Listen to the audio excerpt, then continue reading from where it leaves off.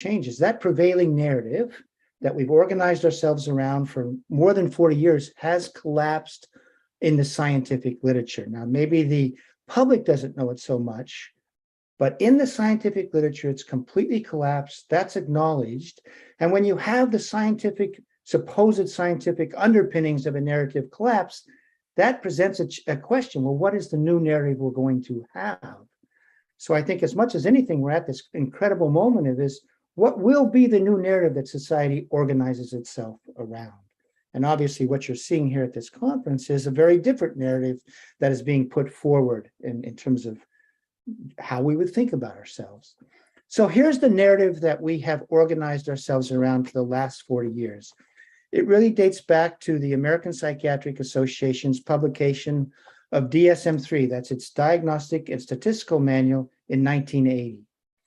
Now, there had been two previous DSMs by the American Psychiatric Association, but this was the moment they reconceptualized mental disorders.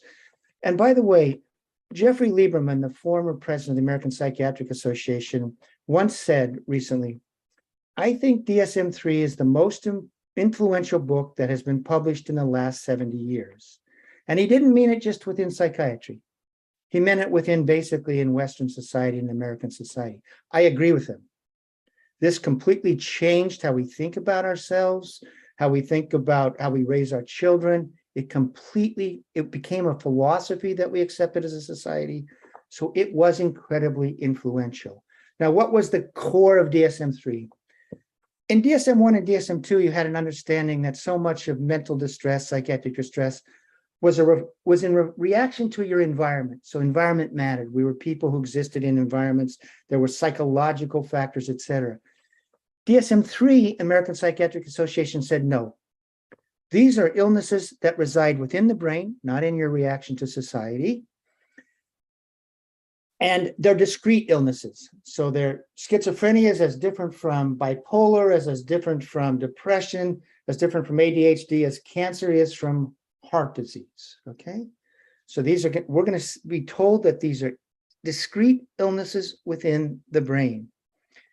Now, they conceive of this as in 1980, and what you'll see is there was no science behind this new conception. It really was done for reasons of building up the guilds, psychiatry's image in society, which was pretty poor in the 70s. But so we hear this conceptualization. Then the APA, American Psychiatric Association, set up a PR effort to sell this new story to the public and eventually around the world. And then we start hearing this. These discrete illnesses are due to chemical imbalances in the brain, okay? Now, this is a disease model. It's not a medical model. It's a disease model. It's like a bacterial model of disease. And so what do we hear? Schizophrenia is due to too much dopamine. Depression is due to too little serotonin. ADHD is due to too little dopamine. In other words, they have discrete pathological causes that reside inside you and not in the environment and your reaction to environments, okay? So that's the second thing. And by the way, this is telling of an extraordinary scientific discovery. If this is true, just think about this. The brain is so incredibly complex. We are being told that they have identified the very molecule that causes depression, causes madness, causes kids not like school. I mean, I think this would be the greatest discovery in the history of medicine if it were true. And then what do we get next? Prozac comes on the market in 1988, and we are told it fixes the serotonin imbalance, like insulin for diabetes, okay? This is the completion, in essence, of this extraordinary story of medical advance. So now you have antipsychotics that fix the dopamine imbalance. Even stimulants were marketed in the United States as something that fixed the dopamine imbalance in kids. So we had all these drugs that fix chemical imbalances. They renormalized your brain and were like insulin for diabetes. And that is a story of extraordinary medical advance. And that kicks off this extraordinary leap or increase in the psychiatrization of our society. The number of people who get diagnosed, the number of people who get treated, And also how we raise our kids, because kids start getting diagnosed as well. And by the way, the new drugs, the SSRI antidepressants, they're said to be better than the first generation of psychiatric drugs. The atypical antipsychotics better than the old antipsychotics.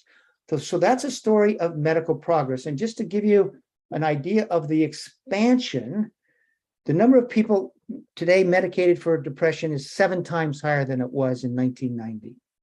Our spending on psychiatric drugs in the United States went from $800 million in 1987 when Prozac arrives to more than $40 billion today. That's a 50-fold increase in the market.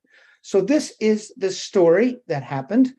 And by the way, the final thing is we were told that these diseases had a genetic component. Okay, so everything is put into this illness model. 1980s is when it's happened. It gets sold to the public. And eventually, the majority of people come to believe it. I think in the recent